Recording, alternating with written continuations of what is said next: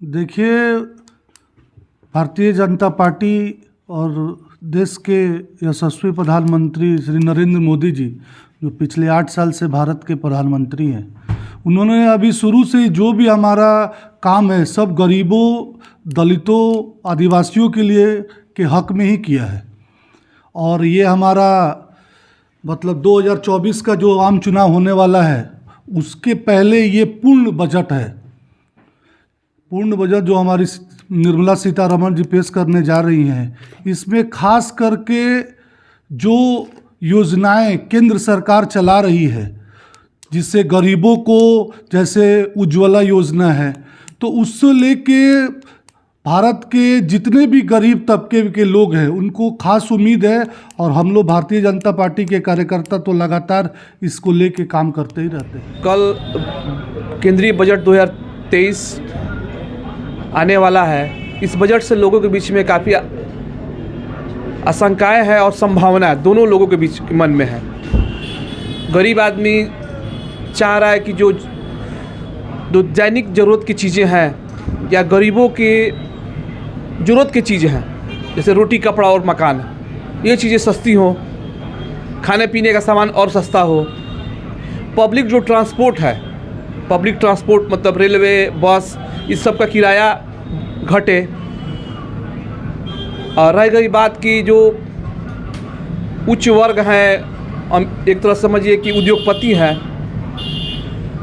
तो वो तो चाहेंगे कि हमारे हित में ही बजट आए, मगर सरकार को थोड़ा सद्बुद्धि मिले कि गरीबी हित में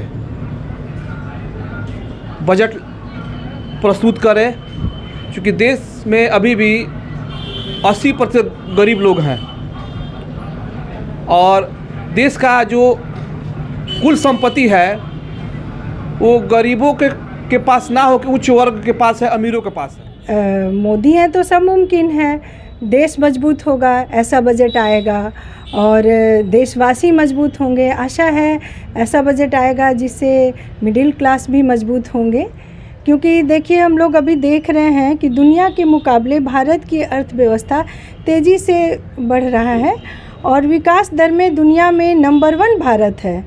IMF अंतर्राष्ट्रीय मुद्रा कोष जो है उसका अनुमान है कि 2023 का ऐसा अनुमान लगाया गया है कि 6.1% मतलब दर बढ़ेगा ये, और दुनिया भर में मंदी का आहत है। ऐसे में भारत की रफ्तार तेज़ है। आशा नहीं, पूर्ण विश्वास है कि जो भी बजट आएगा बहुत ही अच्छा आएगा, महिलाओं के भी हित में आएगा और देशवासी भी मजबूत होंगे, ये आशा है। आशा ही नहीं, पूर्ण विश्वास है, क्योंकि मोदी हैं तो सब मुमकिन है। सबको ध्यान में रखते हुए बजट पास हो, यही मेरी भी।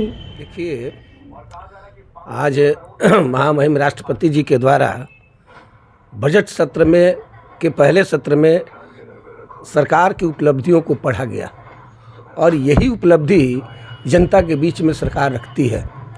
चूँकि आज लगातार 8.5 वर्षों से केंद्र की सरकार सत्ता में अगर काबिज है तो कहीं न कहीं आम जनता का बहुत बड़ा श्रेय है। हमने नारा दिया था कि सबका साथ और सबका विकास। हमने किसी जाति का नारा नहीं दिया था, हमने सबके विकास के लिए और सबका प्रयास कि हम ऐसा विकास करेंगे जिस विकास को सबको मिलेगा। जैसे अगर बिजली गांव में आती है तो गांव के जितने लोग हैं, चाहे हिंदू है, मुसलमान है, सिख है, ईसाई है, गरीब है, अमीर है, वो सबको मिलती है। अगर गांव की सड़कें बनती हैं तो गांव के सभी लोगों के लिए बनती है। अगर विद्यालय में बच्चियों के लिए सुलभ शौचालय बनता है तो गांव की सभी बच्चियाँ जाती हैं। अगर उज्ज्वला के माध्यम से हम गैस सिलेंडर देते हैं तो तमाम गरीब अपनी महिलाओं को देते हैं। यानी विकास का जो काम हम करते हैं, पूर्व प्रधानमंत्री स्वर्गीय राजीव गांधी जी कहते थे कि विकास योजना का जो पैसा है हम 1 रुपया गाँव में भेजते हैं तो उद्यमी के पास मात्र 15 पैसा मिलता है। मगर हमारी सरकार जो है, हम अगर 100 रुपये भेजते हैं तो 100 रुपये उसके खाते में मिलते हैं। जैसे किसान को हर साल हम 6,000 रुपये देते हैं तो कोई बीच का बिचौलिया नहीं होता है, सीधा उसके अकाउंट में खाते में जाता है, ताकि जितना पैसा गवर्नमेंट देती है केंद्र सरकार, वो किसी बिचौलिए को न मिलके सिर्फ सीधा लाभार्थी के पास जाए। इसलिए हमने जो काम किया है देश के 130 करोड़ जनता के लिए किया है, ना कि हिंदू के लिए किया है, ना कि मुसलमान के लिए है, ना सिख के लिए किया है, ना ईसाई के लिए किया है, ना अमीर के लिए किया है, ना गरीब के लिए। सबको हमने एक सम्मान देखा है। अगर राशन का अन्न अगर सबको मिलता है तो 5 किलो अन्न भारत के 85% रहने वाले जनसंख्या को प्राप्त होता है। तो हमने किसी का भेदभाव नहीं किया और ना करने का कभी प्रयास किया। हमारी सरकार की उपलब्धि है कि सबका साथ, सबका विकास, सबका प्रयास, सबके प्रयास से ये सरकार चलती है। आने वाले समय में भी 2024 के चुनाव में हम भारी बहुमत के साथ, अपने इस प्रयास के साथ, इस बजट के साथ हम ऐसा बजट देंगे। अब जैसे कभी भी कोई बीमार पड़ता था तो सीधा एम्स दिल्ली भेजना पड़ता था, आज क्या है, एम्स सिवान में बन गया है। एम्स अब टेंशन से हो जाए मुक्त, क्योंकि न्यू कलावती मैरिज हॉल लेकर आया है आकर्षण पंडाल के साथ बहुत बड़ा कैंपस, और वह भी फुल्ली डेकोरेशन के साथ। शादी, विवाह, मीटिंग या अन्य किसी भी अवसरों पर आज ही बुकिंग करें। New Kalavati palace marriage hall, Pakdi Bangali पकड़ी मोड़ से 1100 मीटर पूर्व सिवान। कॉल करें 9631261128। प्रोप्राइटर अजय कुमार प्रसाद। बहुत कम समय के लिए आ गया आपके शहर सिवान में फन वर्ल्ड फेयर डिज्नीलैंड मेला गांधी मैदान सिवान, जहां आपके पूरे परिवार के मनोरंजन के लिए एक से बढ़कर एक झूले, साथ ही सभी तरह की दुकानें भी सज धज कर हैं तैयार। तो अब देर किस बात की, आज ही चलें फन वर्ल्ड फेयर डिज्नीलैंड मेला गांधी मैदान सिवान।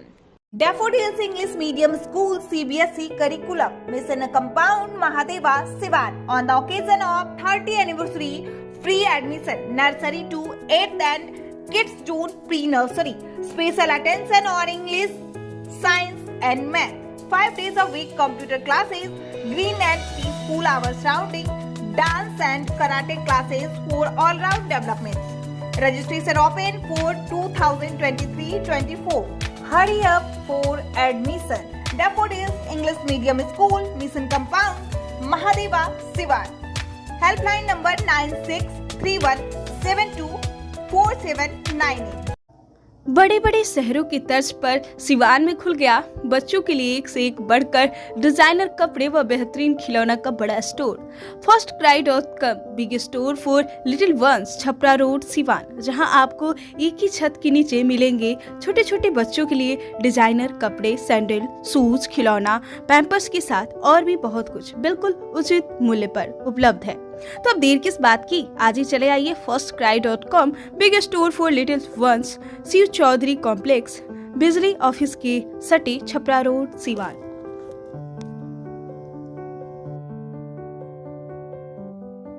सिमरन ब्यूटी पार्लर, हनुमान मंदिर, शुक्ला टोली, सिवान। 25 वर्ष पूरे होने के उपलक्ष्य में ग्राहकों को दी जा रही है 40% की विशेष छूट। Makeup, air brush makeup, global highlight, hair cutting, rebonding, training या फेशियल, सभी कामों पर पाए 40% की छूट, और वो भी बहुत कम समय के लिए। साथ ही ट्रेनिंग लेने हेतु इच्छुक महिलाएं वो मेकअप बुकिंग कराने के लिए जल्द बुकिंग के लिए संपर्क करें। सिमरन ब्यूटी पार्लर, हनुमान मंदिर, शुक्ला टोली, सिवान। कॉल करें 9835699210 पर।